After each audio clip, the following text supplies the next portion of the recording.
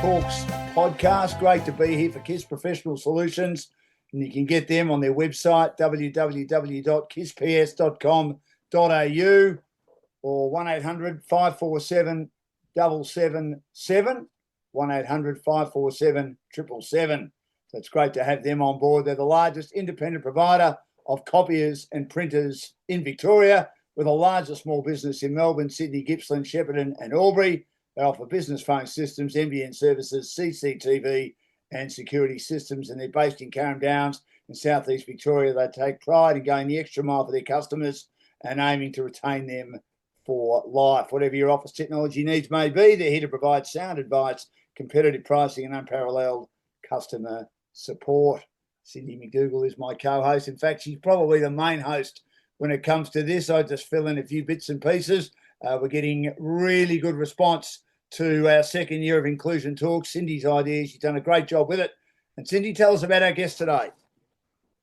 Yeah, thanks, Dan. Great to be back. Well, g'day everyone and welcome to this week's episode of the Inclusion Talks podcast. Today we are chatting to Dayna Crees, debutant Paralympian from 2025, world level representative, multiple national and world record holder, and my favourite thing of all, one of my AS daughters. Dayna has been an athletics superstar from a young age. And since the age of 12, I've been lucky enough to be a bystander to her success, struggles, and big moments. Competing in most track and field events in her early years, Dayna changed her seat to seated throwing in 2016, and hasn't she blazed a trail ever since? Working with her super coach, Gordon Talbot, Dayna has also helped to build inclusion through supporting local little athletes, attending come and try days, visiting educational settings, and even testing seated throwing chairs for other athletes that her coach has been making. Dayna is a huge supporter of speaking out about the benefits of sport for people with a disability, especially children with a disability, and also about mental health. Today, we cannot wait to learn all there is to know about her journey. Welcome, Dayna. Thank you. As I mentioned previously, I've known you for about 12 years now and have been blessed to be a part of some of your best, but also your hardest moments. I'm so thrilled to chat about this journey, and I know that your mental health is one of the things that we'll touch on today. You've been an inspiration to many in your determination to fight with your inner strength and mental health, and I'd like to learn a little bit more about that later in the episode, if that's okay with you. Of course. For now, let's begin with a focus on your early years of sport.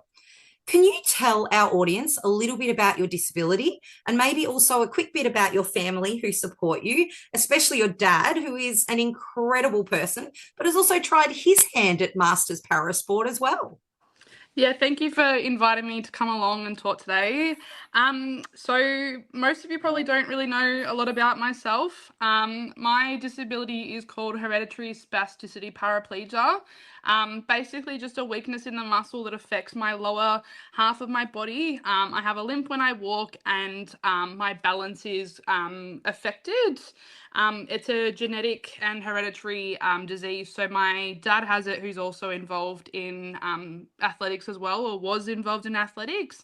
And then his dad had it as well growing up. But obviously the technology and the knowledge behind all of the disability back from when he was younger wasn't the greatest like we do have it today. So thankfully we're more aware of my disability and the opportunities that I've been able to have since discovering what life is like living with a disability and the sport that's involved.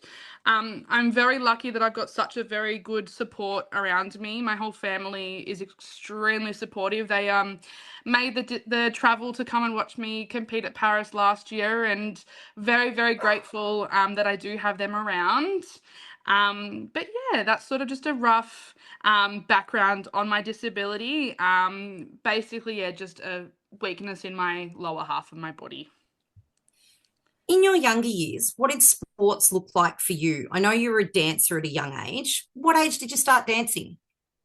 Yeah, so sport for me, I wasn't really aware that I had a disability sort of until I started dancing. My dance teacher, I believe I was 3 or 4 at the time, and my dance teacher noticed that my feet turned in and recommended that I go and see somebody about it, and had that conversation with mum and dad, and that I did, and we went and saw, and that was sort of when I was first really introduced the word of having a disability. But that didn't stop me from doing anything. I played basketball when I was at primary school with my school offered basketball as an extracurricular activity, so I did that. Also did a bit of swimming as well. Could have made the national team for that, but then I discovered athletics, and that's where my heart's been at ever since. Did your disability ever become an issue or a barrier in the sports that you tried? You've tried quite a few. How did that impact you, if it did? And did it drive you to keep being a part of sport in general, or how did that actually affect you? Yeah, absolutely. I faced quite a lot of barriers. Dancing was probably the first one that I really recognized. Being on stage, stumbling over a little bit, and couldn't do a lot of the exercises and the steps that everybody else could do. So I had to make that decision to step away from dancing, and then found basketball. But again, I was just not very quick compared to everybody else that was playing. I was a lot slower to run down the court. Couldn't jump to catch the ball as fast as everybody else, and would fall over. And swimming, I found there was no real barriers because they've introduced para swimming, and there's classifications and all that sort of thing. So that was sort of the first real sport that I got involved in where classification was a thing, and I knew that there was people who were just like me that had a disability able to attend swimming and keep doing it and make teams and all of that sort of thing. But then I sort of was doing swimming and athletics, and my heart sort of just fell more in love with athletics. I did try and do both of them at the same time, but I just struggled a lot. The physical side of things, having to do both swimming training and then go and do athletics training, my body gets quite fatigued very, very quickly compared to able-bodied athletes. So having both of those trainings really took it out of me. And then that's sort of, when I went down the path of just sticking just with athletics. Can I ask a question? Athletics. Oh, go, Sorry, Dan. Cindy, just a very quick question, Dayna, and answer this any way you like. When we were growing up, and the word spastic was used a lot. Now, it's a word that we don't use nowadays. You described in your condition spasticity. Have we gone past that word, or is it a word you still use because that's your condition, even though if anyone was to call someone a spastic nowadays, they'd be frowned upon, and fair enough. But it was different when I was growing up, maybe when Cindy was growing up, even though she's a few years younger than me, probably not when you were growing up. But if you understand where I'm coming from, it is your condition. But is there another word we can use to make us all feel a bit more comfortable in this woke world? Yeah, absolutely. I thankfully I was bullied quite a lot in primary school and high school, but thankfully I never really told anybody the full name of my condition. So the word spastic or spasticity from my condition never ever came about, and nobody sort of really knew the full terminology. I use spasticity to this day when I go and talk at primary schools or just talk to any other athletes. I use it because that's the condition, that's what it is. I'm not ashamed to have spasticity a part of my condition. I think that more people need to be aware that there are going to be words like that that need to be shared and that don't need to be hidden behind or change a different word or change the whole thing and make it something that it isn't, because I feel like that's needs to be, we're talking about making sure the world's inclusive, and I think that's the biggest thing, is including spasticity. I know a lot of bullies use the term spastic as an insult to people, 100%. Thankfully, I was never ever called spastic, or I never told them that my disability was spasticity. So had I have said that, it might have been a completely different story. They might have used that against me, and they might have called me that word based on what my condition is. But I've never had to change spasticity from my condition at all. We'll get back to athletics. Thank you so much for that explanation, because I think it is really important. I think it's something that if you normalise that sometimes words that previously had been used in a derogatory fashion but do actually have a technical reasoning behind them, I think it is really important. And I think it's great that younger kids are learning that it's actually not to be used as a derogatory 100%. term, that it is actually a medical term. So I think that's really Absolutely. great. And I love that you use that. I think that's It's fantastic. a horrible word, Cindy. I mean, you know that, and Dayna obviously knows that, Yep. and I know that. But it's great that Dayna was so open there to be able to give us a proper example, because I'd be uncomfortable using that word, but I'm not so uncomfortable now because it's part of Dayna's condition. Isn't it? And I think it's about awareness and understanding as well. Absolutely. So Absolutely. it's brilliant. Now, can you tell our audience a little bit more about what athletics was like when you first started? When you first started, I'm guessing there wasn't the para push that there is now, or the multi-class push that there was now. So what did athletics look like for you? Yeah, so I started athletics back in, this is really testing my age now, 11 years ago. And when I first started, my very first competition that I competed in was the Commonwealth Game Trials. This is when Sally Pearson was still running. And unfortunately, we knew nothing about parasport, and I had to run with able-bodied athletes. I wasn't introduced to little athletics because there was no real multi-class program available. So I was like 12 at the time, and I had to go in with able-bodied open athletes and run against people that weren't my age. Most of the time I started off as a runner, so most of the time I was running with older women that were on the same sort of time sort of level as me, so that it wasn't as if I was running, with, Sally Pearson, who can run so much quicker than I can. I was running with older women that were, in their 30s or 40s that had sort of the same times as me to make it fit in. But that was what I knew as just normal until we discovered para athletics, and it was a whole different world. I was able to compete with people who had disabilities like me. I wasn't afraid to run. I wasn't afraid to jump. I wasn't afraid to throw or anything, because I was competing with people that were just like me. It did feel quite isolating at some points as well. We always felt sort of like the second cousin, I suppose, that we were always left out and we were always pushed to the side, like always on the warm-up track or always bright and early in the program, so nobody sort of saw us or we weren't able to be showcased. And yeah, it still is like that today, but it's gotten so much better.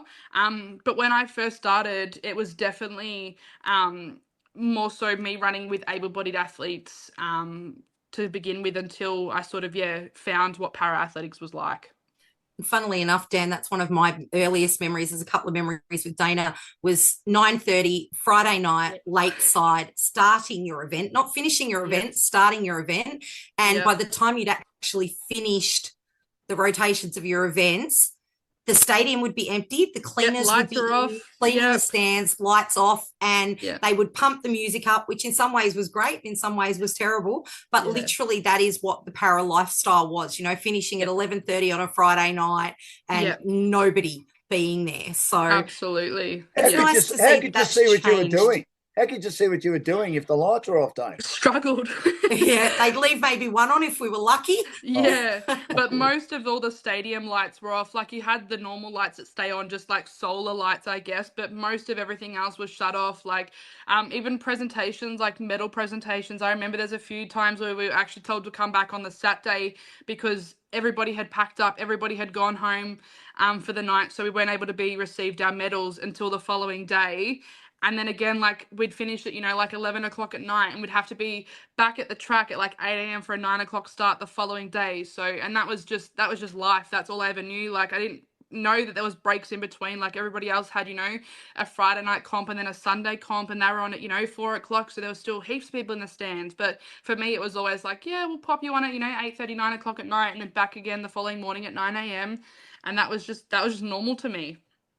When you did your first para competition, what was it like? And do you remember what it felt like to actually be on that level playing field?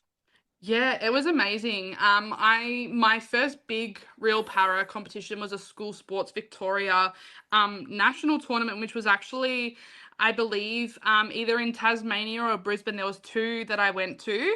It was so long ago, I can't remember. And it felt so good to me knowing that I wasn't I didn't feel embarrassed or ashamed or scared to compete. I was able to compete with people. Look, it might not have had the same disability, might have been completely on the different ends of the scale. Like some might have had an intellectual disability. I had a physical disability. Some were sort of in between.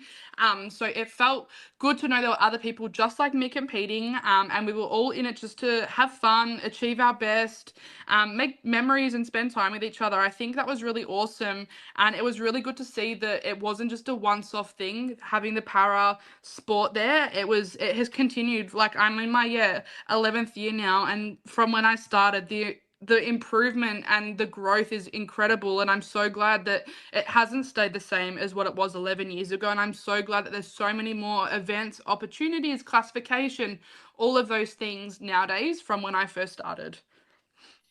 When did you get classified and what was your classification?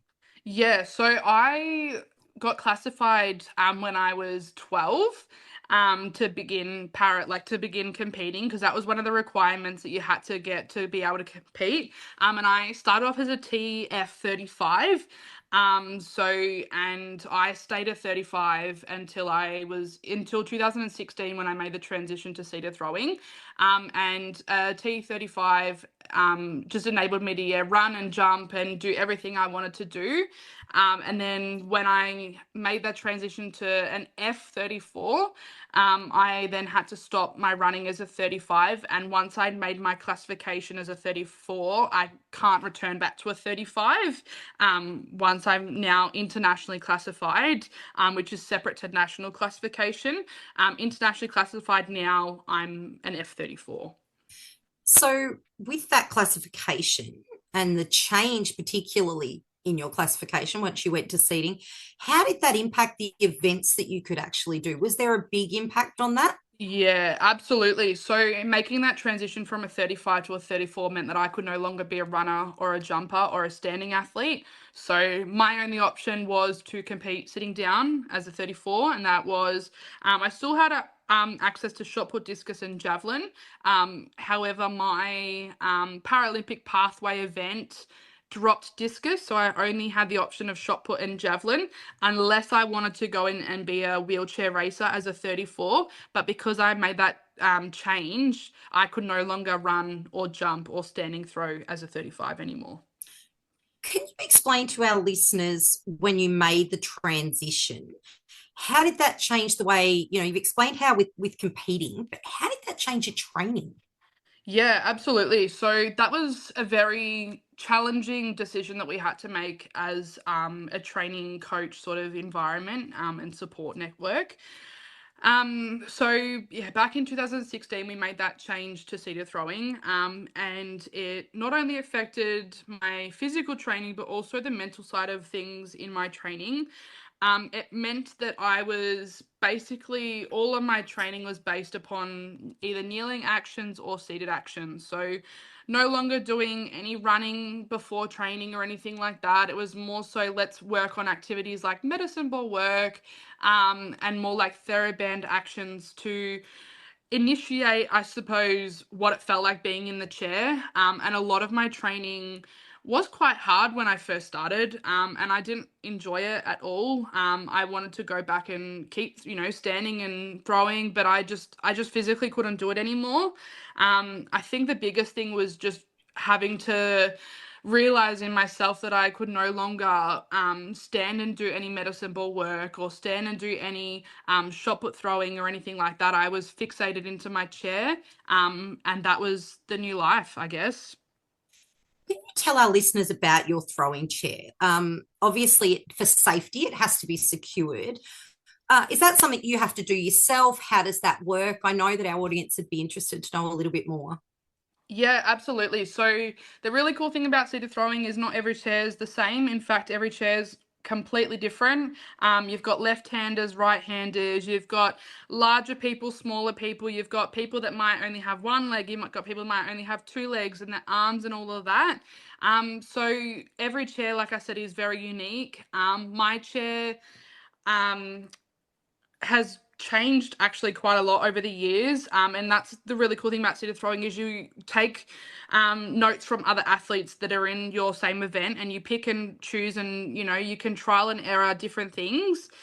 So every competition the chair gets tied down with ratchet straps, normally 4. However, as I've gotten older and stronger, I prefer to have 6 to 8 tie downs just to make sure that my seat is 100% secure. There's nothing worse than falling out of it. And in most competitions, I have to strap it in myself. The difference from that is Paralympic Games and World Championships. You've got officials that are designated just to do the strapping in. However, you tell the officials exactly where you want your chair, and if you're not happy with it, you change it until you're 100% happy. And we have 2 minutes in between our third and fourth throw, and if we're not happy within that, we've got 2 minutes to change the chair again. You can have as many straps as you want, however, they can't be flexible, so you can't have something like a TheraBand strap. It has to be a solid, secure strap. And in some classifications, you can have a back brace to support your back as well. Different classifications, you've got like 30s and 50s in the classification, and they all are different. But that's sort of the baseline that, yeah, we have to put our own chairs in. We're happy with it. You can have a pole, no pole. But most competitions I've been to, the officials will help out locally. But once you get international, you don't do anything. You just tell them where you want to go, and then they'll put it there. Dayna Crees is our guest on KISS Professional Solutions, who are sponsoring Inclusion Talks with Cindy McDougall and Dan Lonigan. You can get them on their website, www.kissps.com.au. They're the largest independent provider of copiers and printers in Victoria. Before Cindy again, I just thought I'd ask you, Dayna, how expensive are the chairs and how do you fund them? Yeah, absolutely. So it's self-funded, which means everything comes out of my own pocket. There's no, before I was on the NAS program, there was no help. So every single material that I had to do came out of my own pocket.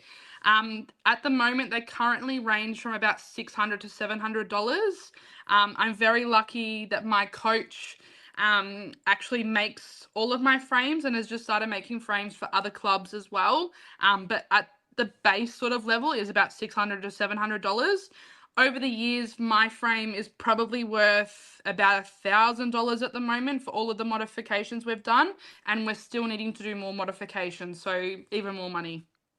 So on that front, Dayna, I'm assuming that the chair would be really difficult when you're traveling. You say you've done your international competitions, you take your own chair with you. And if that's the case, can you explain what it's like to take your chair with you on a plane or a train and what that actually involves? Yeah, absolutely. So, yep, my frame comes absolutely everywhere with me. Unfortunately, it's not something as easy as a shot put, which everybody and anybody can use. Our frames are designed just for us. If I was to use somebody else's frame, it wouldn't be effective. So yeah, my frame does have to make travel on trains, cars, buses, planes, everything. We've found over the years that the easiest way to travel, which thankfully my coach has been able to make for me, is a collapsible frame. So my frame is now completely collapsible. It folds into one big square, just bigger than a normal suitcase. So we do have to get a special bag made for it, which again, that's extra cost added onto it. And we've found that it's the most effective way to travel. The only annoying thing is that my pole is just a slightly bit bigger than the actual bag, so we do have to take that separately as well. I'm also very lucky that domestically I have a ute, so my frame will fit into the back of my ute fully put together, so I don't have to collapse that. But every other time for travel, yes, I have to undo it, do it all up again, put it all back together, and which then obviously takes on the risk of something breaking along the way because of all the transport. It doesn't get wrapped in bubble wrap or anything like that. It just goes into its bag, and we trust the whole process and hopefully nothing breaks while we're traveling. Touch wood, nothing has broken this far.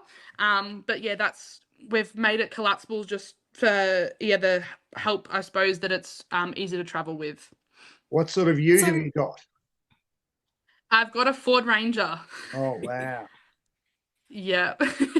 So Dan, just for your understanding, it's really great that Dayna explained about that the chair is hers and hers only, because I'm not sure a lot of our listeners would understand, but generally in athletics, if you bring your own implements, so say you're a jab thrower or a hammer thrower, you would bring your own implement and it goes into a pool and all athletes can use them throughout the event. So that was something that I was really interested to learn about, because my brain was going, hold on, if you've got to take your chair and it's like all the other events at athletics, does that mean everybody else can use it, or Absolutely. is that just that you have your own? So yeah.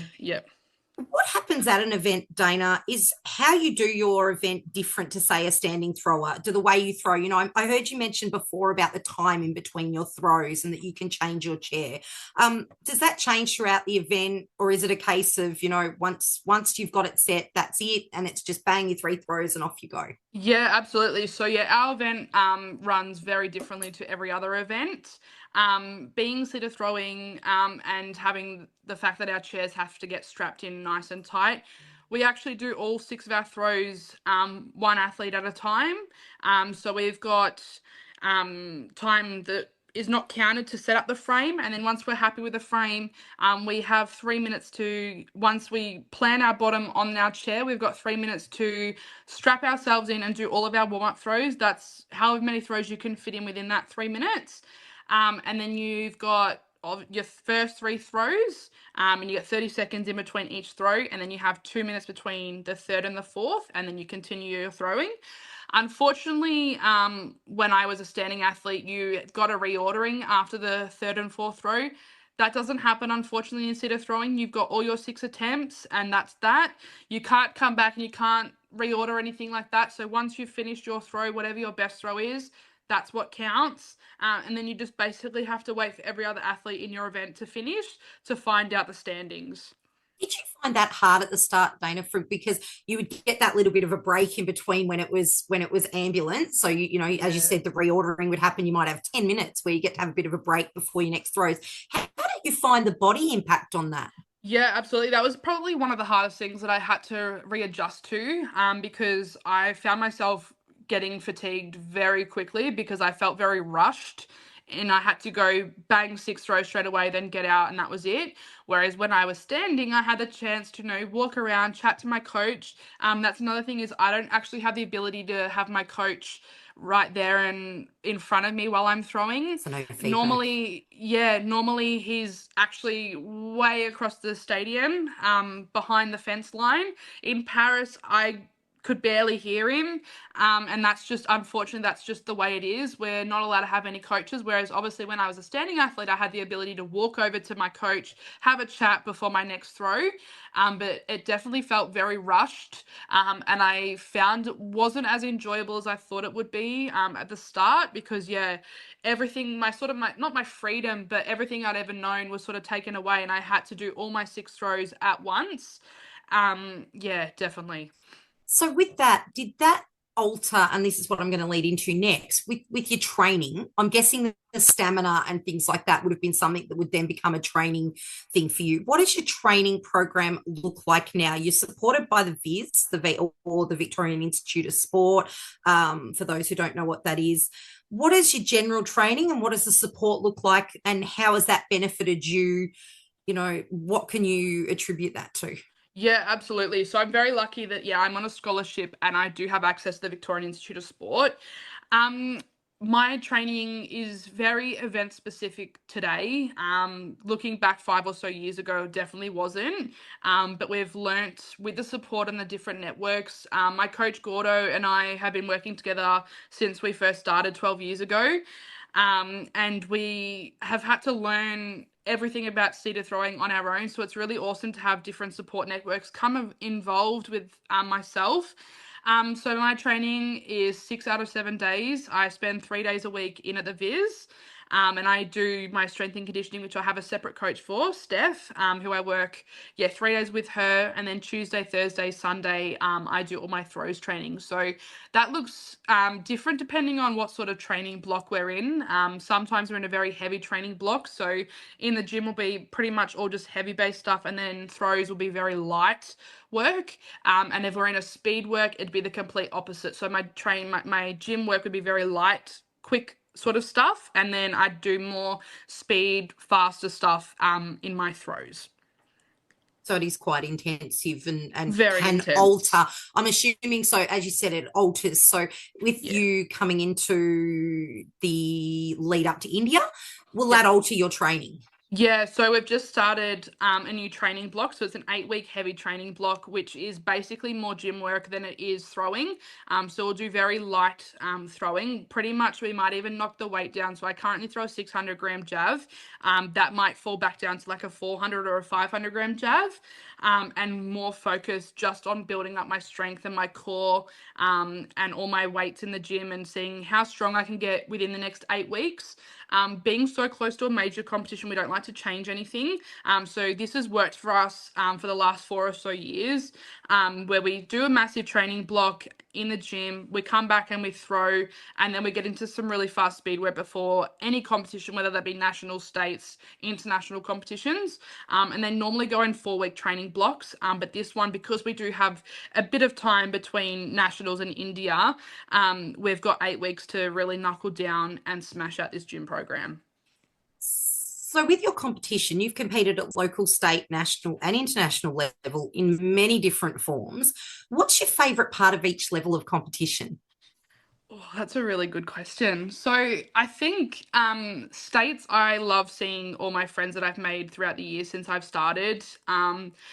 We've started, some of us have been for many, many years, and there's new athletes coming along, and I really like that I can hopefully inspire the next generation of athletes coming through. That's my biggest goal as an athlete myself, is turning up to state competition, whether it's not even for my own event, whether it's the junior comp the week before, just encouraging and showing my support to the younger generation.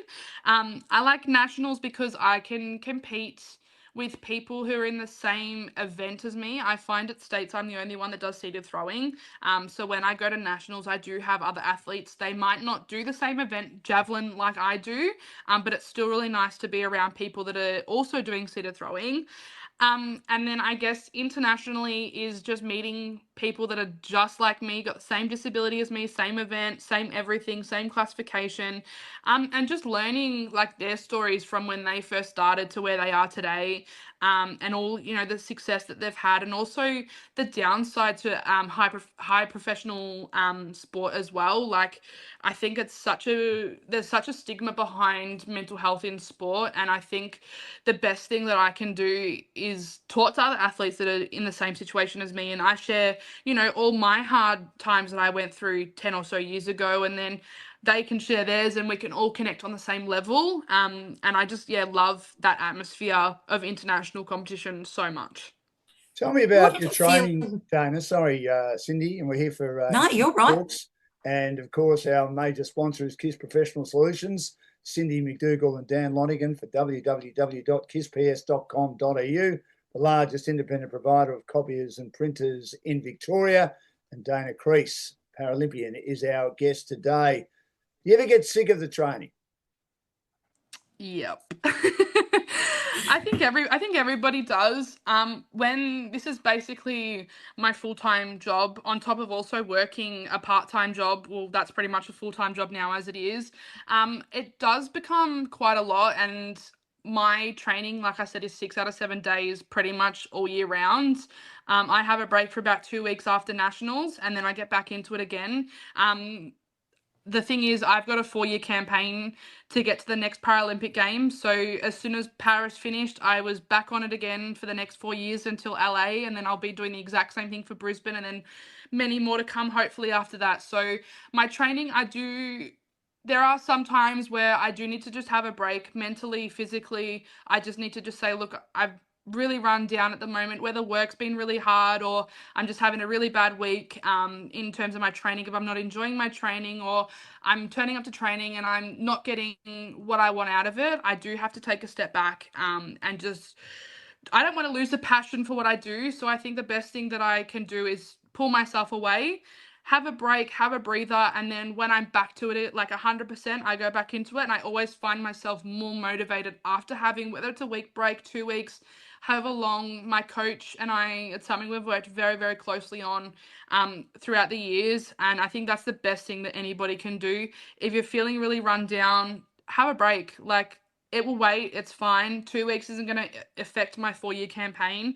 But there are days where I really don't want to go to training. And sometimes I turn up to training and I do 2 throws and I call it a day. And that's totally fine. There's some days where I go to the gym and only do my warm up and then I just can't do it anymore. So I just reset, have a break, and then start back fresh the next week. Which I think is important. And I think it's a lot of, I guess, focus is put on the physical side and how important training is. But as you've said, sometimes the mental aspect can be a huge driver in how well you actually succeed, exactly, or how much right. of a struggle it is. So I think it's great that you prioritize looking after yourself and prioritize 100%, that sometimes your body and your mind just need that. Yeah, definitely. Now, this year you made the Paralympics. Can you tell our audience what that was like and what the lead up to the competition was like? Yeah, that was amazing. I got the phone call on the 1st of July at 4:44 p.m. and I was very lucky that, I made the team. I was surrounded I had my grandma here, I had my mum, my dad, my brother, and my sister. We were told that we'd find out between 8 a.m. and 10 a.m. So I took the day off work, went and waited, and then it got to about 9:30 and then there was a delay in all the phone calls and we were told that it would be sometime between 12 and 5 p.m. And the only thing I could do was keep myself busy. So I went out for lunch because I was sort of on the fence, like maybe I do have a really good chance of making the team, but maybe I won't. It was sort of ups and downs. So the best thing I did was I went and bought some new clothes. I went shopping with mum and my grandma. We went out for lunch. And then, when I got that phone call, it was just incredible. Like everything I'd ever dreamed of. It was, just awesome. Did everything Once you stop? knew you were heading... Sorry, Cindy. Did everything stop, Dayna, in regard to when the phone call came? I don't know where you were. Were you shopping? Were you out for lunch with your mum and your grandma? Did everything just stop and everything go silent around you? Because I take it you would have recognised the number. Yeah, so I was lucky that I had Emily, who works for AA, and I was very lucky that she came to Paris the year before. I had come home and we were just getting very nervous because it was about 4:30 and I still hadn't heard anything. I'm like, I've got half an hour to find out if I've made the team. So I was sat on the couch. Dad had gone back to work. I said, don't worry about it. I said, I'll find out when I find out. And then, I had my phone on ringer. And then as soon as he heard the ringtone, he come running down. I had my sister, we had paused the TV. At the moment that was the call. And my whole world literally just stopped. It was so awesome. When you knew you were heading there, how did that impact how you functioned? So, work and being out, because I know personally that you couldn't tell people for quite a while. How did that actually go down and how did that make you feel? Yeah, I think it took me I still feel like I can relive that exact moment and I still feel like I'm on cloud 9. But it was a sudden shock, like, oh my God, like I have to tell work, like I have to tell people, like I have to take time off work. I have to do everything that I can. I have to, tell family, but then tell them not to tell anybody for, a couple of weeks. And then it's like, I've got to let like my VIS team know. I have to let XYZ know. And that was like really hard, but then it's like, keep it really secret. So I couldn't like go and celebrate or post. We went out for dinner that night and we celebrated ourselves. We took photos to then repost like in a couple of weeks when it was able to be shared. But I think that was probably the hardest thing is like my grandma's got a very, very, very big mouth and she likes to tell all her sisters about all my exciting athletics thing. And I had to tell her, like, you cannot tell anybody. Like, this will risk me going on that team if you tell anybody. She goes, I can't even tell my neighbor. I said, no, you cannot tell absolutely anybody. And then when I told her that it was okay to be shared, the first thing she did was pick up the phone and she rang about 6 or 7 different people. And it was so cool. So you found out, I'm guessing everything changed. So your training changed. As you said, you had to let everybody know. You then get to the Paralympics. What was it like in the Paralympic village? Were you allowed to have family and friends over with you? Could you interact with them? Did you have roommates? Can you tell us a little bit about what that looked like? Absolutely. So this might shock a few people, but the Paralympic Village was very overwhelming. I was very overwhelmed with how many people there were, and a lot of the athletes, we don't really get exposed to the different types of cultures and everything like that that was involved in the Paralympic Village, and some of the stories from other countries and the athletes that they've had to experience to get them to the Paralympic Games and about their disability was quite overwhelming and confronting. My family were able to come over with me, but they weren't obviously allowed to go in the Paralympic Village, neither was my coach.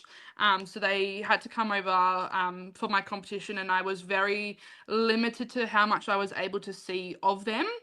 There were only 2 locations that I was able to actually catch up with them before my competition, and then even then I didn't want to risk getting sick or anything like that, so I didn't actually see them mostly until after my competition. We had to share a room. I think that there was about 8 of us in our apartment. So we had 8 of us, so we had 4 rooms, and we shared 2 in each room. And that was just the dynamic that we had. It worked. However, the only annoying thing was there was only 2 showers and 1 toilet to share with everybody. So as you can imagine, that was quite hard because like all the other teams that I've been on, we haven't had to share with that many people. Normally it's only sort of 1 other person. Like in Montpellier, our staging camp, I only had to share the room with 1 other person. So then going into the village and having to share with 7 other people was quite challenging. And I definitely feel like towards the end, when you're sharing that same environment with the same people for so long, it can get quite, you just step on each other's toes a little bit, and you don't really feel like you've got anywhere to sort of escape being around each other all the time. And like you want your own freedom, but then the person you're sharing a room with also wants to have their own time, so they're also in the same room as you. And then like the sleeping, like, you know, sometimes there'd be nights where I want to be in bed by like 7 o'clock, and then my roommate wanted to be in bed by like 11. So like that was really hard to adjust to that. Like I've never had to really experience any of that stuff before. So that was definitely eye-opening. And it's not a lot of people tell you these things before you make an international team like that.